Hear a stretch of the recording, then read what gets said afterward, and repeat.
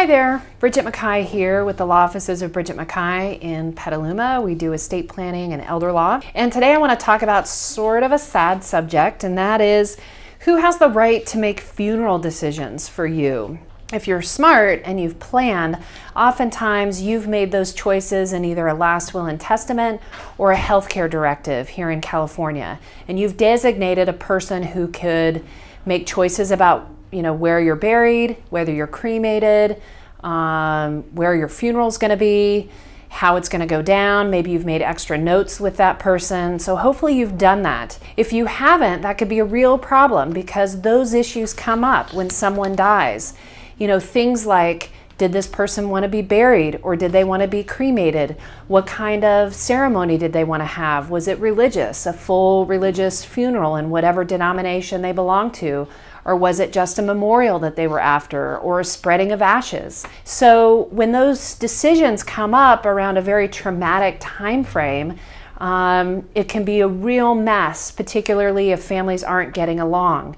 And if you haven't designated someone, then the law will provide, and it will be your next of kin who legally make those decisions. Who is your next of kin? Now remember, half siblings, step siblings, those relationships are often treated as full relationships, full blood relationships under the law. But I'm gonna have to look at a list to tell you what the next of kin priority is, and that's what the law will look at. So if you're married, your first person to make those decisions would be your spouse. If your spouse is incapacitated, or your domestic partner. And if that person is incapacitated or no longer with us, then it would be your children. And from there it would be your parents. After that, it's your siblings. After your siblings would be an authorized guardian, so a legal guardian of someone or conservator. Then after that, it's grandchildren. Then it drops to great-grandchildren, nieces, nephews, grandnieces, grandnephews, aunts, uncles, first cousins. You get the idea.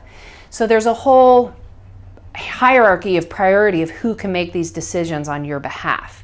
And oftentimes that can run into problems. So if the next in your hierarchy is your children, but your children don't get along, that could cause a lot of stress and strife for your family. So with that knowledge, what is the best way to prevent your family entering into court just to decide what's going to happen to your remains and what kind of ceremony is going to take place is for you yourself to prepare an estate plan, which would include a will and a durable power or a durable power of attorney and a healthcare directive. In that healthcare directive, they can determine where your remains are going to be disposed of, how they're going to be disposed of, and you can write in privately to that person what kind of ceremony you want to have, what kind of music you want played at it, all of your intentions about that final goodbye that your family will pay to you.